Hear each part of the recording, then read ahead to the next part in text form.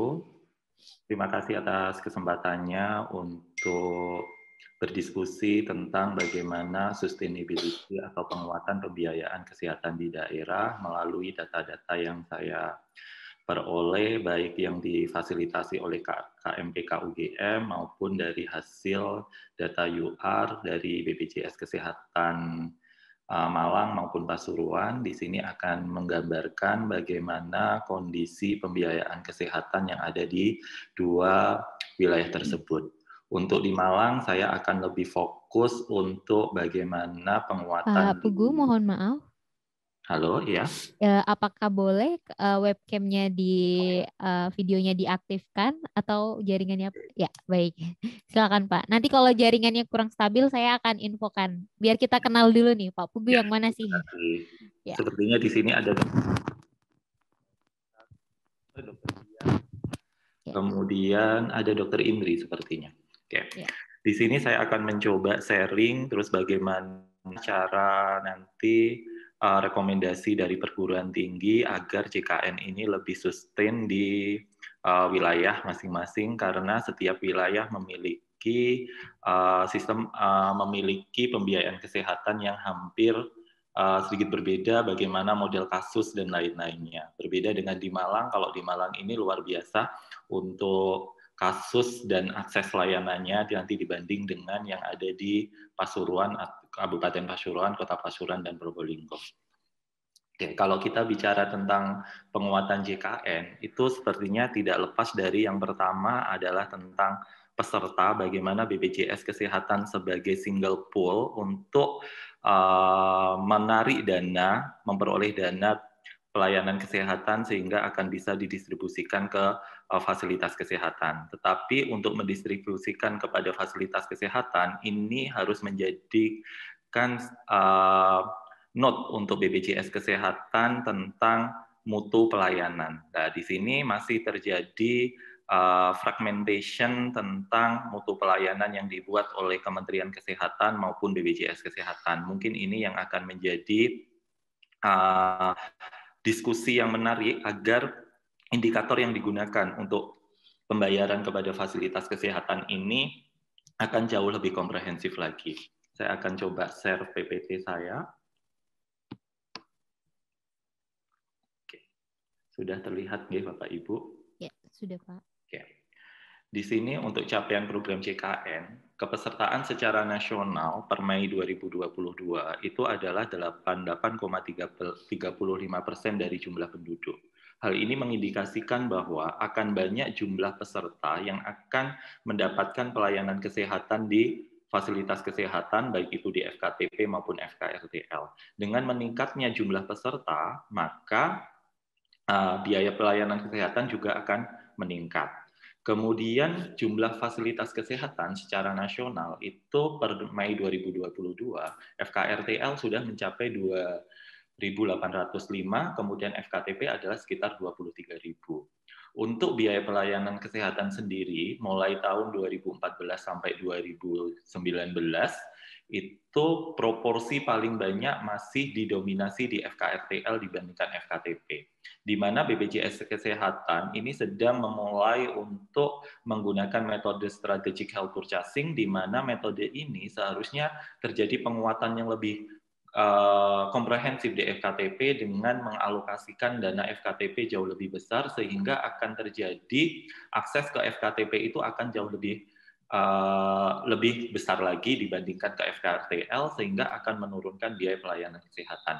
Tetapi di sini BPJS Kesehatan per 2022 ini pembayaran ke FKTP maupun FKRTL masih begitu efektif dan efisien, tetapi karena apa? Karena biaya pelayanan kesehatan untuk fasilitas kesehatan tingkat lanjutan ini mulai tahun 2016 sampai sekarang belum terjadi kenaikan.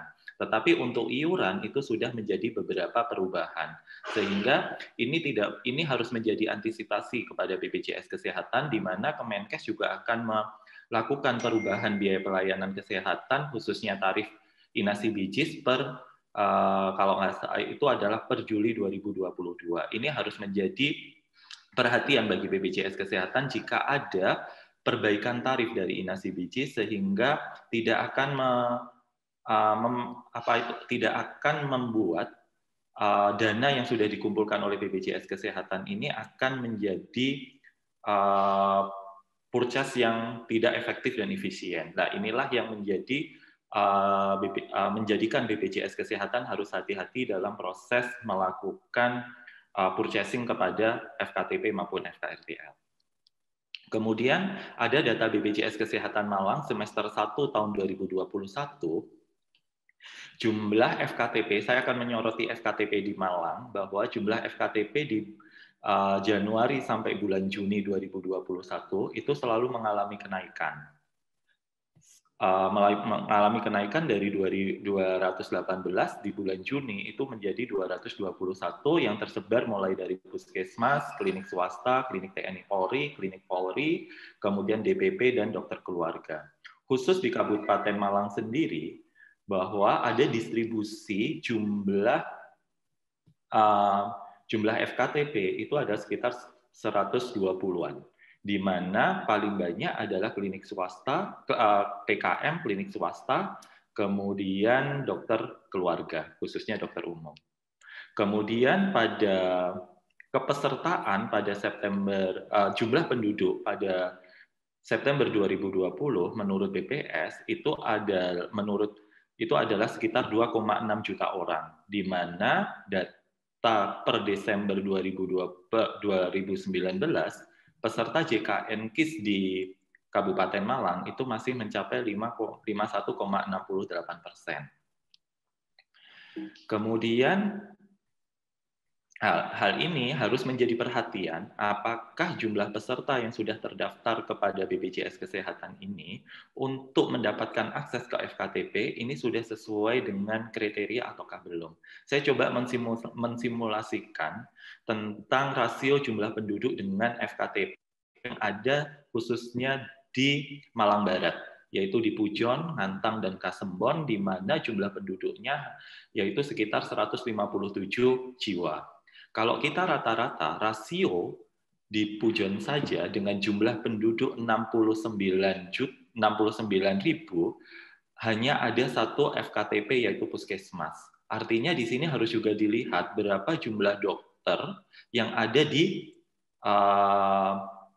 FKTP tersebut. Kemudian berapa jumlah peserta dari 69.000 ini yang sudah terdaftar ke BPJS Kesehatan sebagai anggota JKN KIS. Apakah sudah sesuai dengan proporsi ataukah belum, di mana BPJS Kesehatan sudah menetapkan satu dokter yaitu dengan perbandingan 1:5.000 peserta.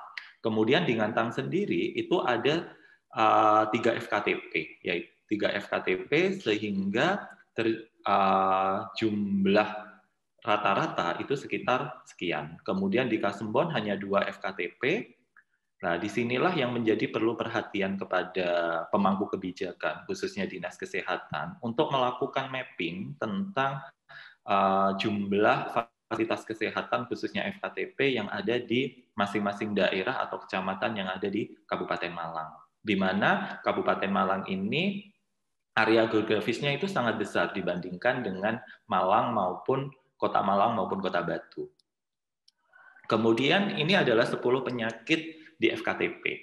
Di sini perlu perhatian. Yang pertama adalah, kalau saya melihat data yang ditampilkan di sini itu adalah data yang kurang bermutu menurut saya.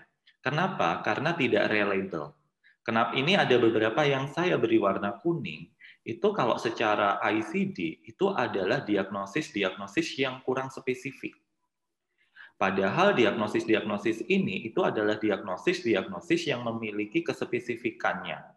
Nah, di sini apakah BPJS Kesehatan, kalau kita lihat dari benefit package, itu adalah kalau hanya untuk melakukan medical check-up, itu sebenarnya tidak ditanggung oleh BPJS Kesehatan. Kenapa masih ada kode dengan Z00? Nah, ini menjadi perlu perhatian, tidak hanya BPJS Kesehatan, tetapi Dinas Kesehatan itu harus memastikan apakah tenaga yang ada di FKTP, baik itu swasta, kemudian puskesmas miliknya pemerintah daerah, itu harus memastikan apakah tenaga-tenaga yang terlibat dalam proses klaim di FKTP itu sudah memiliki kompetensi yang sesuai ataukah belum. Misalnya, kalau berhubungan dengan input data, apakah sudah memiliki tenaga yang sudah dipersyaratkan atau enggak. Ini tidak hanya menjadi tanggung jawab BPJS Kesehatan dalam melakukan review terhadap pelayanan kesehatan pada pasien JKN, tetapi harus ada review juga dari sisi Dinas Kesehatan untuk melihat SDM-SDM yang berikut serta dalam menjalankan program JKN. Hal ini terbukti dari 10 penyakit rujukan FKTP. Banyak rujukan FKTP yang dirujuk ke FKRTL itu juga banyak kasus-kasus non-spesialistik. Dan banyak kasus-kasus yang seharusnya lebih spesifik itu masih di input di sini. Berarti di sini ada dua, yaitu sebagai kompetensi tenaga input di dalam BICare. Kemudian yang kedua adalah dokternya. Nah, ini yang harus menjadi penguatan bagi Dinas Kesehatan untuk memberikan kompetensi yang sama kepada FKTP-FKTP yang ada di naungan Dinas Kesehatan Kabupaten Malang. Kenapa? Kita coba lihat rujukan yang ada di FKTP ke FKRTL. Sebelum ke sana, di sini kita cek bahwa di Z00 Bapak Ibu, di Z00 ini adalah lebih ke medical check up. Nah, padahal medical check up itu tidak ditanggung oleh BPJS Kesehatan. Nah, kemudian maka pahami juga tentang benefit package. Kemudian yang berikutnya adalah kasus-kasus yang sebelumnya saya bilang bahwa kasus seperti ini Bapak Ibu. Kasus tentang DM. DM banyak dirujuk dengan komplikasi. Nah, komplikasi ini apa? Nah, inilah yang harus diterjemahkan oleh dokter-dokter yang ada di FKTP, sehingga banyak kasus-kasus antara nanti RNS sama KNS-nya, itu banyak KNS yang seharusnya adalah diagnosis-diagnosis yang ada di FKTP. Nah, ini contoh DM. Seharusnya dokter di FKTP itu jauh lebih jeli lagi dalam proses mendiagnosis tentang DM, apalagi kasus-kasus DM yang sudah mendapatkan pelayanan di FKRTL. Apakah kasus DM tersebut adalah without complication atau komplikasi? Nah, komplikasi-komplikasi ini sebenarnya bisa dijelaskan juga lebih detail pada saat proses penginputan di BICare. Kemudian yang berikutnya adalah kasus rujukan non-spesialistik FKTP FKRTL dengan TACC. Nah, TACC inilah pada saat saya diajak diskusi sama teman-teman PMP oleh BPJS Kesehatan, itu banyak kasus-kasus TACC yang menurut secara teoritis ini banyak yang terjadi diferensial. Nanti saya akan membahas kenapa terjadi diferensial di slide berikutnya. Di sini paling banyak adalah memang terjadi pada kasus-kasus mata. Alasannya kasus mata karena tidak ada dokter spesialis mata di sana memang.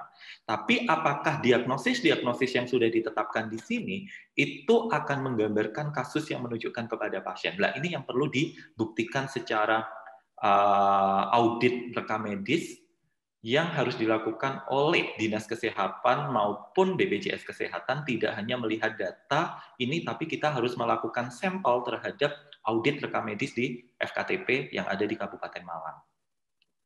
Kita cek, ini adalah perbandingan RNS dan KNS, di mana pada RNS ada diagnosis complication pada diabetes, ternyata KNS-nya itu tidak komplikasi. Nah, di sini muncul pada saat dia melakukan rujukan dengan model TACC. Kemudian yang berikutnya adalah kasus tentang mata. Nah, di sini padahal di mata itu mayoritas apa yang sudah dilakukan rujukan dengan model TACC itu terjadi banyak perubahan diagnosis pada saat yang ada di KNS. Di FKRTL. Nah, ini menjadi perhatian yang sangat luar biasa bagi Dinas Kesehatan untuk meningkatkan kompetensi kepada tenaga-tenaga yang ada di situ.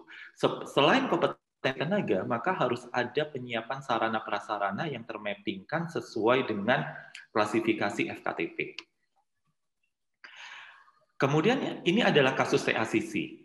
Ini juga saya ambil dari BPJS Kesehatan UR semester 1 2021, di mana di sini kita lihat bahwa ada TAS di sini time X, kemudian komorbiditi dan komplikasi. Yang lebih aneh dan mirisnya, pada saat kita melihat komplikasi, nausea and vomiting, other nausea and vomiting itu bisa menjadi komplikasi, Bapak Ibu. Apakah ini betul? Nah, ini yang perlu kita buktikan. Bahwa secara kualitas data, data dikatakan berkualitas, itu harus memenuhi 7 kriteria. Yang pertama adalah reliable. Kedua adalah precise, clear. Nah, inilah yang harus menjadi perhatian. Kemudian yang berhitungnya adalah hearing loss. Kemudian bisa juga di FKTP bisa menemukan pneumonia dengan viral. Pada hari ini harus dibuktikan dengan laboratorium bakteriologi. Nah, inilah yang perlu penguatan bagi Dinas Kesehatan untuk meningkatkan kompetensi selain dokter adalah tenaga koder atau tenaga asuransi yang ada di masing-masing FKTP. Kemudian yang berikutnya, ini adalah contoh kenapa secara teoritis itu ada, dijelaskan. Kapan kita menggunakan low vision, kapan kita miopi, menurut hemat saya, itu perlu ada pembuatan PPK di FKTP selain PNPK yang sudah dibuat oleh nasional. Karena PNPK nasional itu harus diturunkan ke dalam PPK di masing-masing fasilitas kesehatan. Dan inilah yang menjadi guideline untuk tenaga kesehatan kita di FKTP dalam menjalankan pelayanan kesehatan. Selama ini PPK itu masih terfokus di dalam FKRTL. Maka dalam penguatan FKTP, selain penguatan SDM, penguatan sarana prasarana, maka penguatan mutu pelayanan itu wajib dilakukan di FKTP. Kemudian dari kajian tersebut, dari data UR tersebut, maka yang perlu dilakukan adalah melakukan kajian rujukan dengan TACC. Di sini berarti perlu ada pembahasan lebih lanjut tentang peraturan Perdir BPJS, khususnya yang mengatur tentang KBK, khususnya di RRNS tentang TACC. Kemudian melakukan penambahan informasi klinis untuk kasus yang akan dirujuk melalui model IAR. Kemudian yang ketiga, tidak bisa membedakan diagnosis utama, komplikasi, dan komorbid. Kenapa? Karena kita lihat dari data UR tadi. Keempat, membangun indikator mutu pelayanan di FKTP. Misalnya, kalau misal TACC tetap dijalankan, maka harus muncul sebagai di luar dari RNSS untuk sebagai withhold dari kapitasi, yaitu tentang prosentase angka rujukan dengan menggunakan TACC. Kalau ini tidak dikendalikan, maka FKTP akan melakukan rujukan dengan TACC dengan model kasus-kasus yang akan terulang lagi. Kita melakukan UR apapun akan terulang jika tidak ada penambahan atau perbaikan dari indikator mutu di pelayanan FKTP, khususnya tentang prosentase rujukan. Mungkin bisa ditambahkan juga tentang prosentase jumlah PPK terhadap kasus tertinggi di FKTP. Nah, itu akan bisa menjadi bagian penilaian dari BPJS Kesehatan yang sekarang sudah mulai akan melakukan dengan metode strategic health purchasing. Kemudian yang berikutnya adalah data BPJS Kesehatan Pasuruan di triwulan TKW 1 dan TKW 2 tahun 2022. Ini saya ambil pada saat saya diskusi dengan Dr. Sinta, di mana selalu melakukan UR tiap 3 bulan dan mengundang beberapa rumah sakit yang ada di wilayah BPJS Kesehatan Pasuruan. Oke, kita lihat proporsi kunjungan pelayanan di FKRTL per segmen Kabupaten Pasuruan. Untuk RJTL sendiri, itu didominasi oleh peserta PPUBU. Hal ini sangat relevan. Kenapa? Karena di Kabupaten Pasuruan itu mayoritas memang penduduknya untuk pekerjaan demografinya itu adalah di pekerja penerima upah. Kemudian yang berikutnya, tapi untuk di RITL, itu adalah mayoritas diduduki oleh PBPU, pekerja penerima upah. Nah, ini menjadi concern untuk BPJS Kesehatan dalam melihat bagaimana pooling dananya masing-masing segmen peserta dengan jumlah pelayanan kesehatan yang telah diakses oleh segmen peserta. Di sini akan kelihatan mana peserta yang mensubsidi ke peserta lain terhadap pelayanan kesehatan, mana peserta yang disubsidi. Apakah kita akan bisa menjawab hipotesis apakah peserta PBI, baik APBD maupun APBN, itu benar-benar disubsidi oleh peserta yang non tersebut, peserta non PBI. Nah, ini yang perlu kita cek secara detail sehingga keputusan itu akan jauh lebih komprehensif dalam mengambil sebuah keputusan. Kemudian yang berikutnya adalah 10 penyakit rawat jalan, diagnosis sekunder dan diagnosis primary. Di sini mayoritas pasien yang datang ke fasilitas kesehatan tingkat lanjut itu adalah pasien dengan kontrol terhadap penyakit utamanya. Di sini lihat follow up examination other treatment of other condition. Yang dikontrolkan kemungkinan besar di Kabupaten Pasuruan Rawat Jalan itu adalah penyakit gigi, necrosis of pulpa. Di sini perlu mengindikasikan bahwa kapan penyakit dengan necrosis of pulpa atau gangren pulpa itu dilakukan rujukan. Nah, di sini perlu dicek lagi tindakan apa saja yang dilakukan pada pelayanan necrosis pulpa itu perlu didetailkan lagi pada saat melakukan kajian. Apakah banyak melakukan tindakan PSA ataukah tidak? Nah, inilah yang harus dilihat secara komprehensif. Kemudian yang berikutnya adalah tentang orthopedic training. Nah, ini sebenarnya lebih ke penyakit-penyakit rehab medik. Lucu di sini nanti. Nah, apakah tetap di sini ataukah nanti Z50.1 yang berhubungan dengan other physical therapy? Nanti ada data yang akan menggambarkan hal tersebut di bawahnya. Kemudian yang berikutnya adalah penyakit terbanyak dirawat inap. Di sini sangat berhubungan dengan salah satunya adalah kemampuan seorang tenaga klaim di FKRTL dan tenaga verifikator dalam melakukan verifikasi terhadap klaim yang diajukan oleh fasilitas kesehatan. Kita cek. Saya lebih suka melihat dari sisi yang kedua adalah gastroenteritis and colitis. Dan selalu diikuti diagnosis sekunder itu adalah volume depletion. Artinya, verifikator itu wajib melihat apakah ada data laboratorium yang menunjukkan volume depletion. Kalau memangnya ada, maka dia kekurangan defisiensinya ada di mana? Apakah ada di kalium ataukah ada di kalsium? Kalau di situ kelihatan, maka otomatis volume depletion kode ini tidak akan digunakan. Nah, ini harus menjadi perhatian dua institusi, baik itu BPJS Kesehatan maupun BPJS maupun rumah sakit. Tapi intinya, rumah sakit itu juga ada di bawah dinas kesehatan. Artinya dinas kesehatan itu wajib melakukan pendidikan dan peningkatan kompetensi terhadap tenaga-tenaga tersebut. Sehingga akan dihasilkan kualitas pelayanan kesehatan yang bermutu. Kemudian yang berikutnya, kita akan cek di sini. Kalau saya melihat, ini tidak hanya potensi fragmentasi. Tetapi, kenapa ini tidak hanya potensi fragmentasi? Tapi di sini ada potensi kesalahan input coding. Sehingga akan mengakibatkan data 10 morbiditas dan morbiditas baik rawat jalan dan rawat inap itu juga akan mengalami kekeliruan. Kita cek. Di sini diagnosis sekundernya itu adalah stroke. Padahal pasien dilakukan terapi.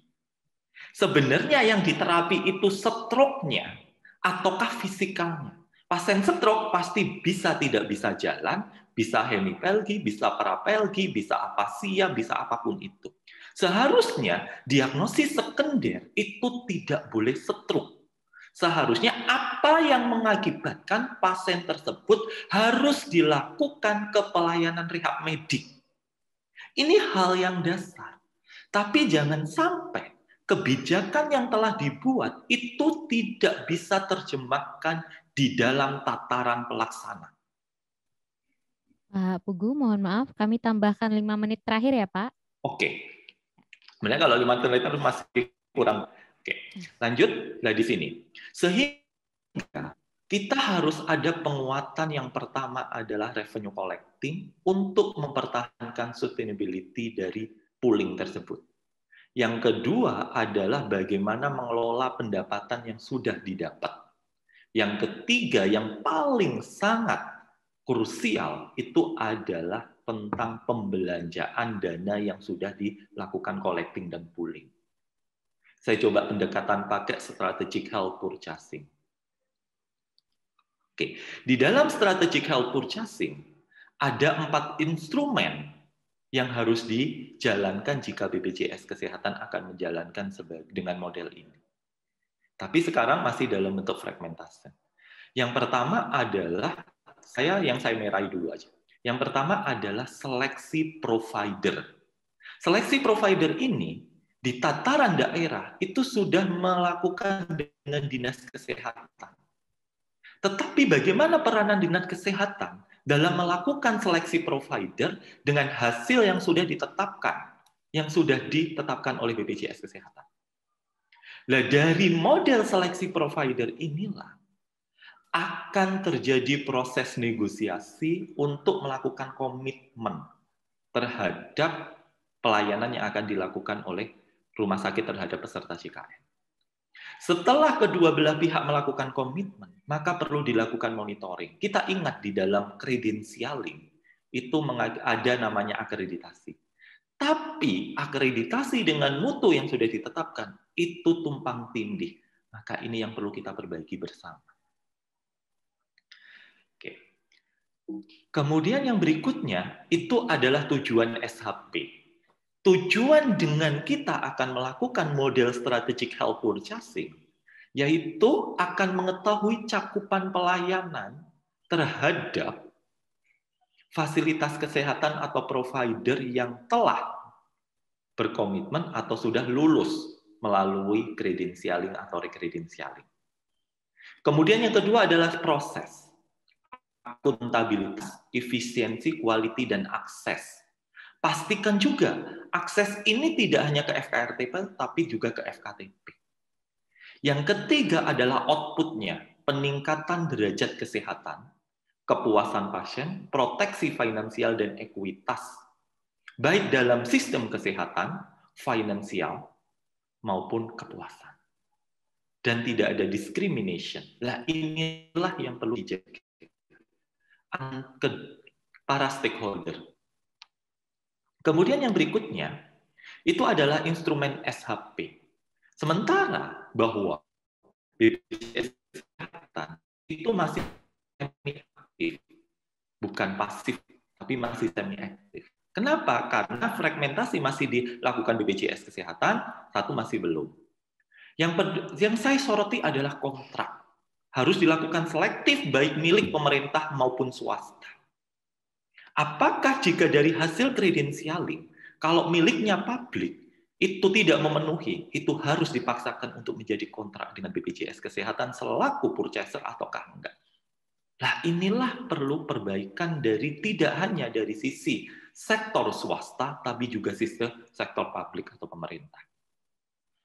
Benefitnya jelas, tapi perlu dilakukan perbaikan. Kemudian payment-nya. Nah, sekarang sudah dilakukan BPJS Kesehatan terhadap pilot-pilot project-nya melalui global budget. Ada negosiasi. Menetapkan standar harga dan penentu kualitas, pendekatan insentif. Kemudian monitoringnya, yang sekarang monitoring yang dilakukan BPJS itu masih ke kepatuhan FKRTL maupun FKTP. Seharusnya nanti pada saat recredentialing atau perpanjangan itu bisa dikombinasi untuk melakukan credentialing dengan monitoring kualitas layanan selain dari kepatuhan FKRTL. Ini dari dasar itulah sebenarnya itu punya benang merah yang sama untuk dalam meningkatkan mutu pelayanan. Rumah sakit itu dituntut untuk melakukan namanya akreditasi. Lah akreditasi itu untuk meningkatkan mutu dan pelayanan melalui standar-standar yang sudah ditentukan. Sehingga kontrak atau kredensialing dengan BPJS Kesehatan itu perlu diterjemahkan lagi di form kredensialing, khususnya di syarat mutu, tidak hanya sertifikat akreditasi. Oke. Pada saat BPJS Kesehatan melakukan selecting provider, maka harus melihat ini. Selama ini yang masih ada, itu yang saya hitamkan, persyaratan mutlak, teknis sama mutu. Mutu masih parsial, yaitu indikator kepatuhan Vaskes. Mungkin bisa ditambahkan dan diintegrasikan sama, yaitu integrasi indikator IMN dan ISKP, dan indikator kualitas klaim Vaskes. Nah, klaim Vaskes ini masih terkumpul di bagaimana verifikator BPJS melakukan klaim, kualitas klaim. Mungkin ini juga bisa diterjemahkan juga di fasilitas kesehatan. Nah, inilah peranan dari tidak hanya BPJS Kesehatan, tapi lembaga terkait. Nah, lembaga terkait ini harus bisa diterjemahkan oleh perpanjang tanganan pemerintah pusat, yaitu pemerintah daerah melalui Dinas Kesehatan. Pertanyaan itu selalu muncul. Bagaimana jika Vaskes setelah dilakukan kredensialing oleh BPJS Kesehatan tidak memenuhi tipe kelas atau tidak sesuai dengan izin operasional yang ada? Bagaimana peranan Dinas Kesehatan? Nah, di sini akan muncul. Kenapa? Kalau ini terjadi perbedaan, maka bagaimana proses pembayarannya? Nah, ini harus ada kebijakan yang lebih komprehensif lagi. Kemudian yang berikutnya adalah indikator mutu yang saya coba merangkum, saya ambil dari indikator mutu nasional yang dikeluarkan oleh Kemenkes, kemudian diakreditasi itu ada indikator sasaran keselamatan pasien, kemudian saya tambahkan sendiri, itu adalah indikator kualitas klaim Vaskes, ini adalah indikator kepatuhan FKRTN. Mungkin yang saya kuning-kuningin ini, itu bisa menjadi integrasi antara indikator yang dibuat oleh kementerian dengan BPJS Kesehatan. Biar apa? Biar fasilitas kesehatan itu dalam menilai pelayanan kesehatan melalui indikator, itu satu indikator bisa digunakan untuk hal yang lain. Tapi indikator-indikator inilah harus berhubungan dengan pembiayaan kesehatan. Nanti mungkin ada withhold yang lain, itu perlu dirumuskan.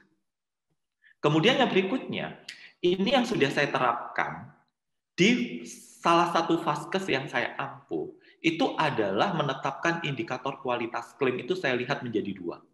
Ketepatan waktu pengajuan klaim dan ketepatan klaim itu saya definisi operasionalkan, tidak ada klaim pending dan dispute. Saya membuat standarnya itu hanya 2%. Kalau lebih 2%, maka kita akan bisa menilai siapa yang melakukan klaim pending tersebut. Apakah dari sisi petugas klaimnya, ataukah dari sisi administrasinya, ataukah dari sisi tenaga medisnya. Itu kita bisa lihat. Kemudian yang berikutnya, yang tidak dalam strategic health policy, yang paling kritikal salah satunya selain kontrak, itu adalah mekanisme pembayaran. Dari mekanisme pembayaran ini, maka baik provider maupun purchaser itu harus sudah memahami secara komprehensif, tidak hanya di tataran kepala bidang, kabid, dan lain-lain, tapi harus sudah di tataran fungsional. Maka dari hasil UR, mohon bisa melibatkan tim kita, yaitu KMKB, untuk menilai. Tidak hanya terjadi masalah di salah satu Vaskes, tetapi dari hasil UR itu bagaimana masukan dari kendali mutu, kendali biaya, untuk peningkatan pelayanan berikutnya. Terakhir dari saya, yang pertama, lakukan review kebijakan, petunjuk pelaksanaan pembayaran kapitasi berbasis kinerja pada FKTP, khususnya tentang TACC. Kedua adalah melakukan evaluasi pelayanan rujukan dari FKTP ke FKRTL.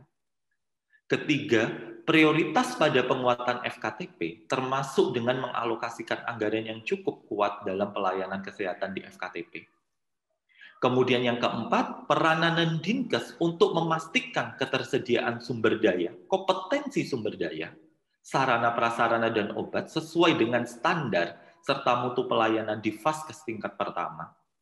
Kelima, meningkatkan kompetensi tenaga administrator klaim atau verifikator di BPJS Kesehatan dan di Vaskes. Kalau BPJS Kesehatan itu sudah sering melakukan peningkatan kompetensi. Sekarang tinggal fasilitas kesehatan di bawah naungan Dinas Kesehatan. Kemudian yang keenam, mengintegrasikan mutu pelayanan kesehatan, baik itu IMN dengan pembiayaan kesehatan. Yang ketujuh, memperbaiki menambahkan penilaian kredensialing tentang mutu pelayanan tidak hanya kepatuhan FKRTL. Yang kedelapan, melakukan integrasi mutu yang ditetapkan oleh BPJS Kesehatan dengan Kemenkes. Yang kesembilan, ditemukan disharmonisasi tentang indikator mutu. Inilah yang harus kita bahas bersama-sama untuk sustainability JKN.